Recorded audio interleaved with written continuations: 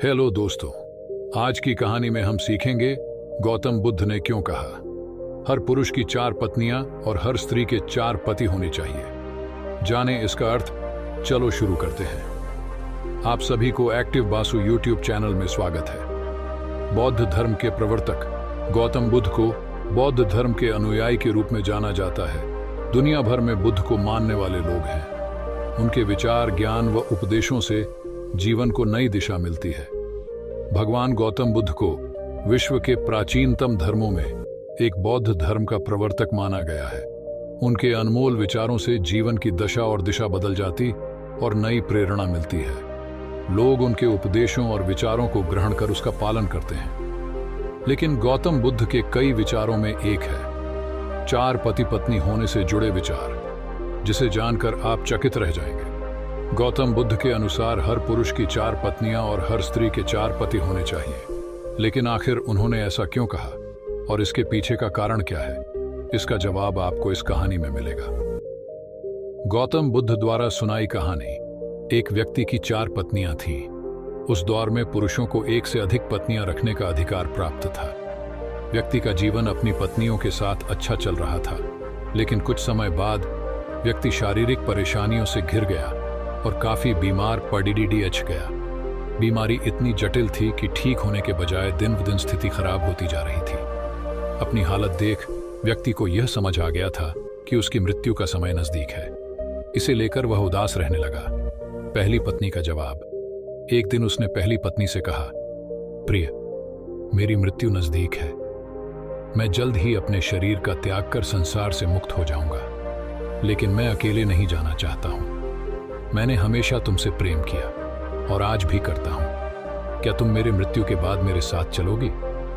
यह सुनते ही पत्नी खामोश हो गई और अंत में उसने हिम्मत जुटाते हुए पति से कहा, स्वामी, मैं जानती हूं कि आप मुझसे बहुत प्रेम करते हैं और मैं भी आपसे उतना ही प्रेम करती हूं, लेकिन आपकी मृत्यु के साथ हमारे अलग होने का भी समय आ गया। यह कहते हुए पहली पत्नी ने मृत्यु के बाद उसके साथ चलने से इनकार कर दिया। दूसरी पत्नी का जवाब। इसके बाद व्यक्ति अपनी दूसरी पत्नी के पास जाकर उससे भी यही प्रश्न पूछते हुए कहता है, क्या तुम मृत्यु के बाद मेरे साथ चलोगी? जवाब में दूसरी पत्नी कहती है, जब आपकी पहली पत्नी ने ही आपके साथ जाने से इनकार कर दिया तो मैं आपके साथ कैसे जा सकती हूं? यह कहते हुए वह भी उसके पास से चली जाती है।